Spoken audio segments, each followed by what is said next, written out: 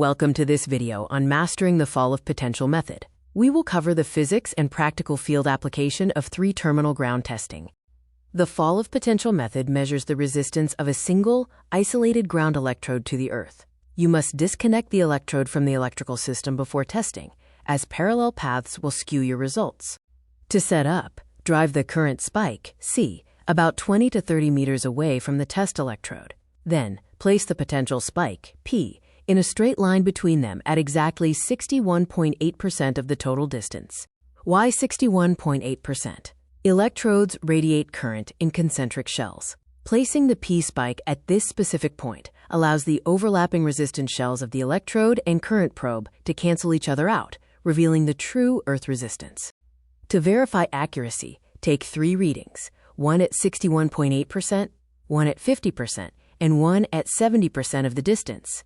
If these readings remain within 5% of each other, your measurement is accurate. When field space is limited, you can use a simplified test. By taking readings at 40, 50, and 60%, you can use mathematical formulas to estimate the true resistance without needing the full spacing. The attached rod technique, or ART, allows you to test without disconnecting the electrode. By adding a current clamp meter to your standard setup, you can isolate the test current and measure resistance while the system stays connected. While fall of potential is reliable, it has limits. It requires driving temporary spikes, demands an isolated ground for the best results, and is generally unsuitable for large electrical grids. Stakeless or clamp-on testing avoids earth spikes by using clamps to induce voltage on a loop. Note that this cannot be used on isolated grounds, as it requires multiple parallel paths to create a return circuit. The two-point, or dead earth method, uses an existing metallic water pipe system as a return path. It is considered a method of last resort because the exact resistance of the pipe network is often unknown. Substation grids present a scale problem. Because the current probe must be placed outside the grid's vast electrical field, you might need to run test leads over 3,000 feet away, which is often impractical. To overcome these distance constraints, engineers use advanced mathematical variations of the fall of potential method.